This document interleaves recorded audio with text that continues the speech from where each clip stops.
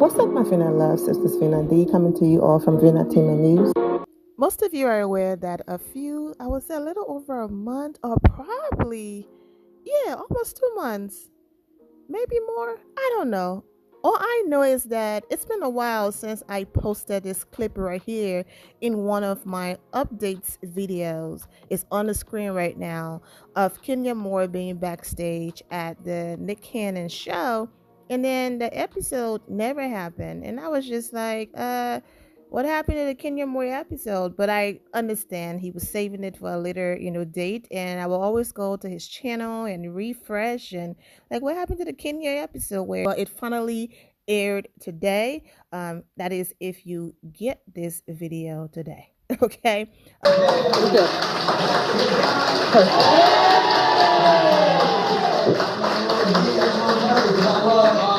Our next guest, you've seen her dance with the stars.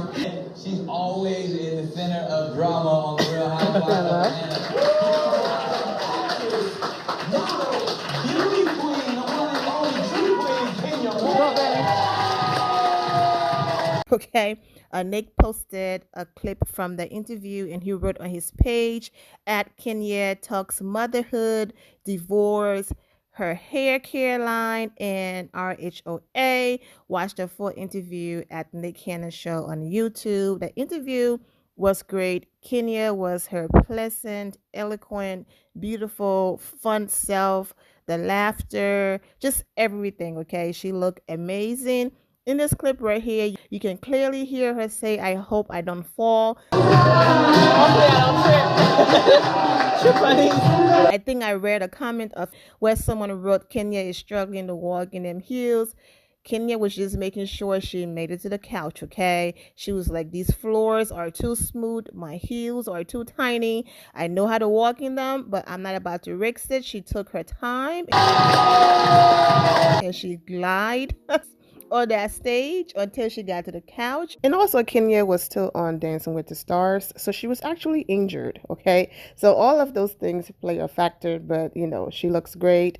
And she and Nick been friends for a long time. They talked about that, and it was a pleasant interview, an amazing interview. I expected nothing less when it comes to Kenya Moore. I love that he talked about just her life, okay, and her career and things that she's working on. He took it all the way back, and then he brought it back to what she's doing currently. He did all of that before he even got into the Real Housewives of Atlanta or any form of drama. They talked about, parenthood. Nick is a father of, God bless Nick. Whew. Anyways, he's on baby number 8. So Nick is out there doing his thing. Okay. Nick did say that when he was diagnosed with lupus, he felt like, based on the way how his health, one moment he's great and the next moment he's not because of his health. I'm going to say allegedly, since I don't have the clip and I cannot include it in here. So I'm just going to say allegedly. Nick said that due to his health, he's having all of these children so that his legacy live on for a very long time when he's no longer here. Most of you are aware that Nick does have lupus, but he's doing great. He looks healthy. He's taking great care of himself and all of that. So I wish Nick absolutely nothing but the best. But he talked about having a crush on Kenya Moore the first time they met. And, he talked about how, she's keeping her body in shape and snatch, and talked about her being single. The interview was everything. Go to the Nick Cannon show and watch it. She did mention her divorce. Now that she's closer to the end, she's single and ready to mingle, okay? And the conversation was great. Now, 50 Cent, okay? he asked her some Real Housewives questions. At this point, I'm just summarizing. Basically, who's the most troublemaker or the person to start trouble? She said Ramona. He asked about someone having her back. She said Teresa. If you would pick anyone from the Housewife, not just Atlanta, just anyone from the Housewives, a franchise in general, as in someone to have your back, who will it be? And she said Teresa.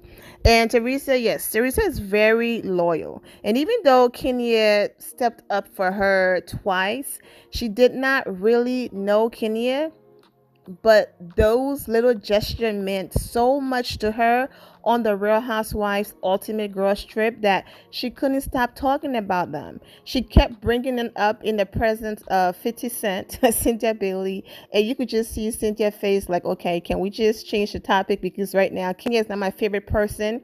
So the fact that Kenya standing up for Teresa and also giving her the gift, she and her man, to go back, to the island and that she won during that game, really touched Teresa. And for Teresa to say something like she's never had someone have her back on the show the way how Kenya had her back over there on the Real Housewives Ultimate Girls Trip. Yeah, Kenya was like, absolutely, Teresa. And then she jokingly said, come on now, she flipped the table. So that was that. When he asked about who do you think is the most unpredictable, she said your friend, and she mentioned Cynthia Bailey. And I love what she said.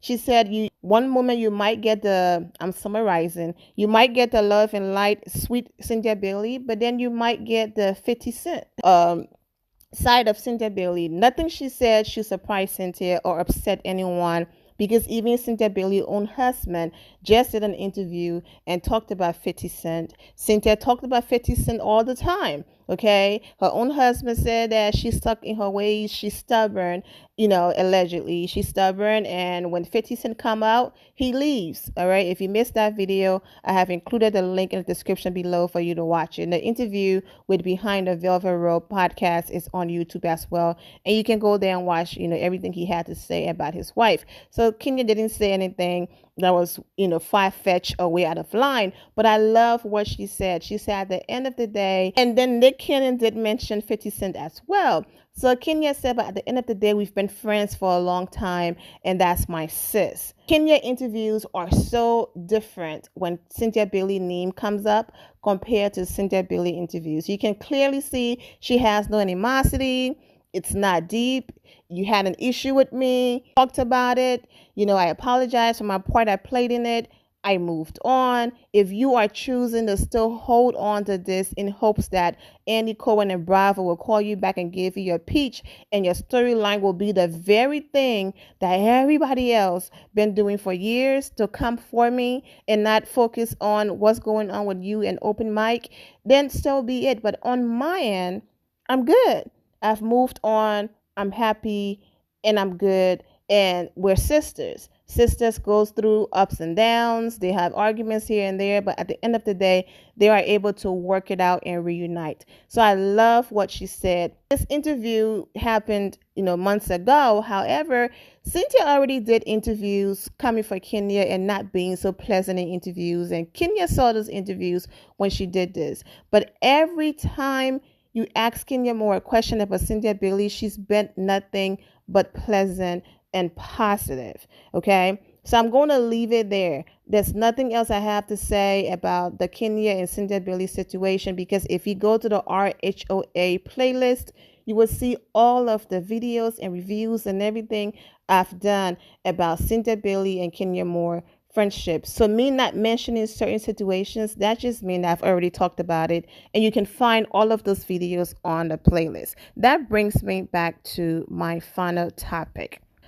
I'm ending it on this note because it makes the Kenya Moore and Cynthia Bailey and all of these little arguments here and there so petty and small and unnecessary when there are bigger things going on out there and people are going through issues. And don't get me wrong, I'm not saying because things are going on and deeper issues are going on, and so that means that people are no longer allowed to have feelings. If a friend hurt your feelings, you're not allowed to, be honest and voice your opinion. And I'm not saying any of that. I'm just saying that Cynthia Bailey can do whatever she wants. I'm not over here telling a grown woman what to do and how to live her life. I'm just simply saying that I like Kenya Moore's approach, and this is how she's been for a long time. If she had a moment or have a moment with someone, she have it in that moment, and then she moves on. In her interviews, it's laughter, it's fun shade. You never get this feeling of just hate and rage. Her interviews are always like this, even though once where she might not be here for someone, throw her fun shade and she moves on. She's not carrying this heavy weight and holding on to things that can just be resolved so easily. Because it's clear that Kenya has moved on. You said your piece, move on, because there are deeper and bigger things going on. That's all I'm saying. But Cynthia is 100% entitled to her feelings and her opinion, and I'm not dismissing that. Especially with the last video I posted. There are people battling deeper things, and you're sitting over here holding on and fighting over a game on the show because someone didn't have your back. Like, girl, anyways. If you missed that video, go ahead and watch it. Yes, I'm talking about Cheslie. May her soul rest in peace. If you missed that video, click the very first link in the description below to watch that video. I'm wishing all of you well. I'm praying for Cheslie family. I'm praying for Kenya as well because that was her friend. Praying for Cheslie family because I already know you start questioning yourself. What did I miss? What did I not see? And all of that. I'm wishing all of you well and take care. And here my final loves. Thank you all for your love and support. If you're not subscribed to the channel, go ahead and subscribe to the channel. Go ahead and leave this video a thumbs up. Also turn on notifications so when I do post, you're aware that I posted. And I will see you all in the comment section. Remember to always have the God bless attitude, which is being positive at all times and seeing the good in every situation. Have a great day, guys. God bless.